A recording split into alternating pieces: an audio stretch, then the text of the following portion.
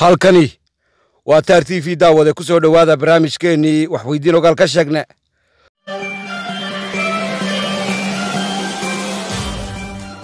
qodobada war iyo wacalaan idinka hayno carreedag waxa ugu dooroon Daalibaan oo digniin u dirtay naagaha wararka tabiye iyo kuwa aflaanta daawada madaxweyne Erdogan oo dulsaarka iyo ribada dalw ka turiyay maaleeyo oo mar kale isboqray iyo mucaaradka Soomaaliya oo la goodi wareegaya inay qaadacaan doorashada dacarta Itoobiya ka soconaysa iyo Abiy Ahmed oo qaatay daba jaariye Mareykanka oo askar ku shubaya Addis Ababa Soomaalida oo looga jadeer wacay inay kala taageeraan laba gaalo abtisiimo gudboon Turkiga iyo Imaaraadka oo halkii hore isaga soo dhawaaday iyo Somaliland iyo Jabuuti oo looga digay inay ku soo dhuuntaan dagaalyahano ka soo cararay Itoobiya wararkaasi iyo warar kale oo dheeraad ah ayaan idahaynaa ku soo dhawaada barnaamijkeena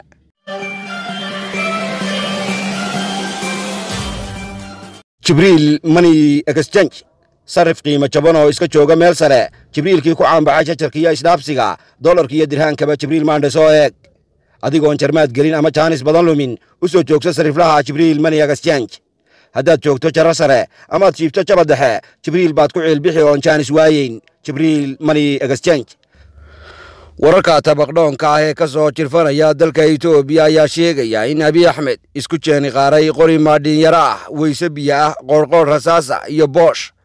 tiyo ay dheer tahay macawistii lagu yaqaanay Itoobiyada ee kafanta u ahayd habeenkii xalay ayuu la soo guureeyay qoraal uu ku soo gasangeeray kobtiisa Twitterka kaasoo uu ku sheegay inay isaga iyo kooxdiisu u qayshaaran doonaan furimaha iyo jiidaha hore ee la isku horfadhiyo Abiy Ahmed ayaa kaniisadaha qolyaha curaafaysta iyo waliba duulka wax tufa ka duraantay inay xirsi xidh iyo bilaayo xijaab la soo garab joogsadaan si uu uga libkeeno goobaha nafwaaga ah ee uu nafta u foorariyay waxaa saakaba intii qaboonada ahayd la arkayay Abiy Ahmed oo shirka ugu jira gaari dayacan ah ama nooca dagaalka ah kuna sii fool leh halka baaruudu ka qiiqayso sidaynu wararkeennii xalay ku sheegnay TPLF ayaa cawsanaysa meel aan 120 adhi foofama geedi ka durugsanayn magaalada caasimadda u ah Itoobiya Addis Ababa arrintaasi ayaa la sheegayaa inay tahay tan keentay inuu saaka dabka boobo wiilka digada kulul ee Itoobiya isaga dartii u huruushootay Abiy Ahmed sidoo kale waxaa la naawilayaa in ay furinta hore ee gulufka isgeeyaan dhammaanba madaxda dowlad deegaanada Itoobiya si ay uga qayb galaan dhiirigelin loo sameeyo ciidamada dalkaasi ee ka horjeeda duulka alamtarana soo dhaafay ee TPLF Abiy Ahmed ayaa intaan ugu ambarka iska dhookayn ahaa saajin dhanka xuuraanka iyo wardoonka ama basaasnimada wax ka soo bartay taasoo la sheegayo inuu wuxuun ku beegi karo dagaalka la iskaga baacinayo TPLF waxay tani muujinaysaa sida telefaraha uga haaday iyo weliba sida ay falaagada Tigray u noqon waayeen sidii laga malaysanayay dacda kale dalka Mareykanka ayaa sheegay inuu guutooyin u dalban doono dalka Itoobiya si uu yiri loo samata bixiyo duulka dadkiisa taxdhiga ee dalkaasi ku uuman wuxuu Mareykanku dadkiisa halkaas ku nool ugu baaqay in ay iska diiwaan geliyaan margoogaha iyo dagaalada internetka ee cabuudhiisa dooyaqada ee ku leeyahay Addis Ababa isla maanta ayaa la arkayay ciidamo oo kuwii duulaanka ku ekeeyay Google 2003 dalka Ciraaq oo ka soo degay dalka Itoobiya oo duu kala rogan tahay ee jamhuuriyadda Jabuuti in la wadi jiray Mareykanka ayaa la sheegay inuu amaamudayo ama uu maagan yahay inuu ciidamo gaada ah ka dejiyo Addis Ababa si la mid ah qorshihii uu Soomaaliya isugu shubay madaxa gugii 1990kii waxa kale oo jira xogada cagaysiya oo sheegaya in xukuumadda Biden ay ka tabeeshay tibix bitisay in ciidamo awr kiraarayaal ama calooshooda shaqaystayaal oo ka yimid Danbeeyey iyo Ruushka ay ka dagaal galayaan dhufaysyada hore ee dagaalka lagula jiro TPLF waxaa la sheegay in arrintaasi walwal ku abuurtay Washington oo wadnaha farta kaga haysa in loo duuso waabtiisa dooyaqada ee ku leeyahay Addis Ababa iyo danihiisa oo la dacwareemo geesta kale tabiyo xeeradlaha mar aha xildhibaanka aqlabiyadda baarlamaanka bidoodka washaysiga iyo gafuur culusta Kenya ahana gudoonkii golahaasi ninka lagu magacaabo Faarax Macalin Dawaare ayaa Soomaalida uga jadeer wacay inay abaabulaan dibadbaxyo lagu diidan yahay ama lagaga soo horjeedo gaarayacuunta Tigray wuxuu sheegay inaanay deegaamada Soomaalidu ka ceelhayso sida Muqdisho iyo Nairobi la isugu soo baxo la isna soo tubo haddii Allahooda la yahay hadalka Faarax Macalin ayaa ku soo beegmaya tiyo dalal ku yaala carreedag ay ka socdaan tawaawacay jidadka iyo wadooyinka la tuban yihiin duulka xabashida oo gabraaratada TPLF ay dhulkooda jaanta marisay ilaa hadda waxaa la isweydiinayaa waxa Soomaali uga 15 ah ama uga caba taageero ay siiso xabashi iyo weliba colaad ay u qaado gaarayacuunta Tigray maadaama aan midkoodna dhammaan qoomiyadaha Itoobiya aanay u sii kala ilka qaboobayn isuguna mid yihiin sidoo kalena iyaga laftooda Itoobiyada lagu jujuubayo. ugu dambeyntii xaalka Soomaalida ayaa ku gororaya gabaygii abwaankii Soomaaliyeed ee ahaa laba gaalo oo tusiinimo gudboon maxaan midna guusha u siin midna aan u gahaadin oo aniga iga gidhiisha. wararka iyaguna ka imanaya dalka Turkiga ayaa sheegaya in dib la isugu soo manaqateeyay beladii dhawaan kala dhex oroday Ankara iyo Abu Dhabi. jeesaska midoobay ee Imaaraadka Carabta iyo xukuumadda Rajab Tayyip Erdogan ayaa la sheegaya inay iska dhex gurayaan xaskii iyo qodaxdii dhidinka ahayd ee dhexdooda taalay kuwaasoo iska kaashan doona dhinacyada gaashaandhigga dhaqaalaha iyo xeeladaha. wararku waxay intaa ku darayaan in magaala madaxda dalka Turkiga ee Ankara laga dareemayo gogol xaadhka iyo soo dhoweynta boqorka Imaaraadka wadaadka la dhaho Mohammed bin Zayed Al Nahyan iyo kooxuu budhka u tuurayo oo mejaafooda gelin doona. xiriirkan laxooska ah ee labada dowladood ayaa iba furay bishii August kadib markii uu Turkigu socod watigiisa ku tagay la taliyaha boqorka Imaaraadka Carabta taasoo jidka u jeexday inay labada nin dalalkan kala dambaaba ku wada hadlaan codfogeeyaha. Turkiga ama dowladda Cusmaaniyiinta ayaa u garbaduuban una kabaylatay siday u soo dabaali lahayd galaangalkii ay ku lahayd bariga dhexe iyo reeraha Carbeed oo ay dhawaan isku tuureen lafa timireed. dhowrkii caanamaal ee la soo dhaafay waxaa iyadana dalka Turkiga gabi ahaanba dalow laga tuuriyay lana mamnuucay dulsaarka ama waxa loo yaqaano ribada si la isaga dhaadhiciyo oosha Carbeed. arrintaasi waxaa u sala joogsaday wadaadka ugu sarreeya ama muftiga dalka Cumaan kaasoo ka soo qaaday inay tani tahay tallaabo ku dhiirasho leh oo ay qaaday xukuumadda Erdogan. wuxuu sidoo kale ka duraantay muftigani dhammaan dowladaha Islaam la yidhi inay ku daydaan dalka Turkiga oo ay qaadaan taasoo kale haddii kale ay joojiyaan inay afka uun ka sheegtaan islaamnimada iyagoo ribada iyo dulsaarka laba hidiidaya oo laba liqaya sidoo kalena hanfiiraya ama laba gacmoodinaya. bugaanbugta beesha Yurub oo ugu horeeyo dalka oodu kala rogan tahay Turkiga ee Jarmal la yidhi ayaa go'aanka madaxweyne Rajab Tayyip Erdogan ku hor istaagtay ribada wuxuu ku sheegay inay tahay mid Quraanka laga soo qaatay. ugu dambeyn daawada dulsaarka iyo ribadan laga gowriyay meelaha uska guyaalo ama baananka la dhigto caanteynada shilimada dhexdoloosha dhururida giniga gambooyinka iyo sumuniyada ayaa dhabarka ka wareentay oo dhexda ka jabisay jilbahana dhulka ugu dhufatay qolyaha bilaadiinta ah ee loo yaqaano cilmaaniyiinta Turkiga kuwaasoo la welin jiray sidoo kalena ahaa kooxihii jiqi jiray ee nuugi jiray sidoo kalena dhadhanka ku hayay dulsaarka iyo ribada. dhinaca buuraha Toroboro falagada qabsatay Afghanistan ee Taliban ayaa ka hilaacday mar kale hal fadhigeed waxaana ay xaaraan iyo maqdac ku tilmaantay in duulka haweenna yidhi ay fiirsadaan ama daawadaan sidoo kalena gambadh ugu soo fadhiistaan taxanaha aflaanta ay jiraan rag iyo naago isdhex boodaya.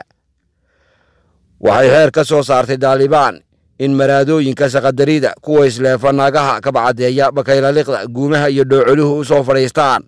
daawashada filimaanta aanay diintu ogolayn oo ay wakhtiga ku lumiyaan halkii ay guryahooda ka shaqayn lahaayeen. waxay sheegtay Taliban intan dumarku ku danseegeen oo aanay waxba u soo wadin. waxay sheegeen in digsiyadii dabka loo saaray abaydinku ay gubteen intay indhaha la raacayeen. fariin ay soo saartay wasaaradda dhaqanka iyo diinta ee dalka Afghanistan ayaa lagu faray dhammaan quraaradaha la iska arko iyo dhalooyinka warka duuba inaanay wax taxane ama musasala oo jilaya kalgacal iyo jacayl rag isdhex boodaya sii dayn karin. iyaguna waxaa lagu amray naagaha wararka tabiya meelaha warbaahintu inay hagoogtaan oo masar iyo xidhaan garbasaar ama dejalaabiib. waxaa loo soo jeediyey inaanay iyaga oo mudhiya aan dariir ah dhalooyinka soo fadhiisan. dhinaca Soomaaliya Maxamed Cabdi Xayir Maaleeyo haddana la baxay Maareeye oo 20kii gooy u dambeeyay ka ciidaminaya ceelka xamar ayaa barqadii maanta isku caana shubay. Maaleeyo oo xukuumadda hadda jirta ee farmaajo aanay isku sanbanaaneen ayaa la sheegay in la hollin waayay oo loo waayay cid u soo babac dhigta. waxaa la sheegay in aanay jirinba cid kula loolantay wambarkan saaka lagu talay ama maqaarka loo marmariyey.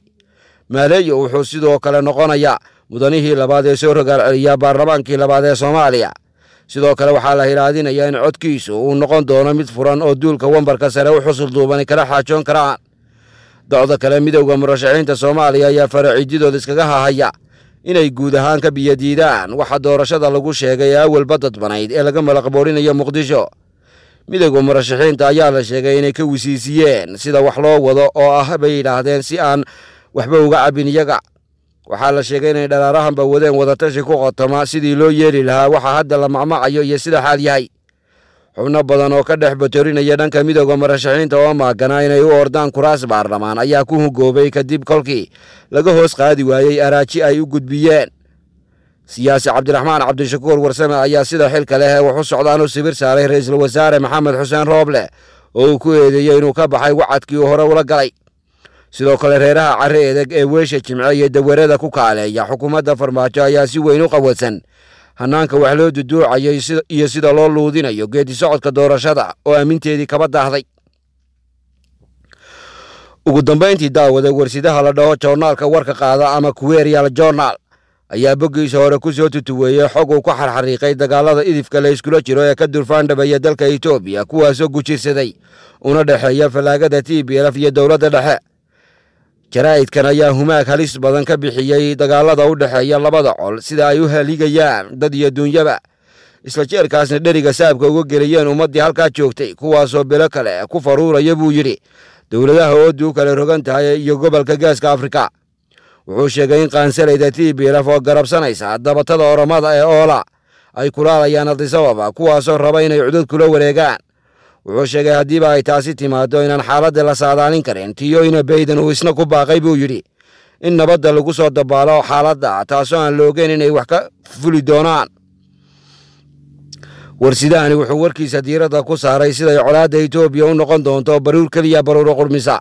iyadoo digada hulaaqaysa iyo dhimbiisha dabka ah ee duusha ay u gudbi doonto buu yidhi dooxooyinka nabdoon ee Jabuuti iyo Somaliland.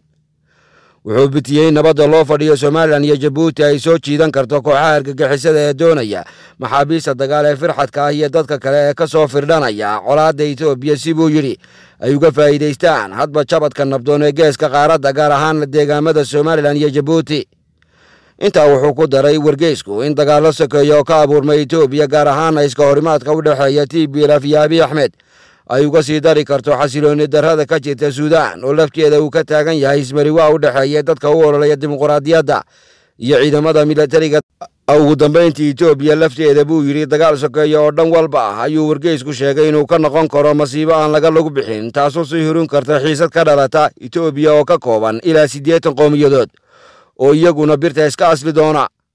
intaa warranay waxaanu ku darna moogin wax weydiin ogaal ka sheegnay waa maxamed aadan dire tan iyo kulanti dambe nabadgelyo iyo nooli kulante.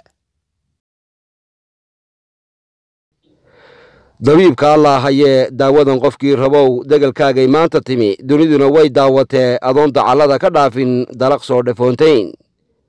inkastoo laguu sheego daawooyin kala noocnooca iyo kiniinno tabaashiir ah oo aan naftaada u wanaagsanayn misana maanta waxaan ku wadaa dhir dabiici ah oo laga sameeyey daawo u roon maqaarka lana dhaho fountain of life. waxaa laga sameeyey geed ku yaala dalka Norway iyadoo ay isugu tageen culimada islaamka iyo dhakhaatiirta ugu caansan carre edeg. waxay kaga duwan yihiin waxa waaye dawadeena dabiiciga ah waxaa ku qoran number la dhaho natural product numberkaas waxaa bixiya kaliya wasaaradda caafimaadka Canada. taas waxay ku cadeynaysaa maadaama wasaaradda caafimaadka Canada soo xaqiijisay inay tahay safe oo qof kasta isticmaali karo. marka taas waa waxa oo aad ugu hubsaday inay tahay.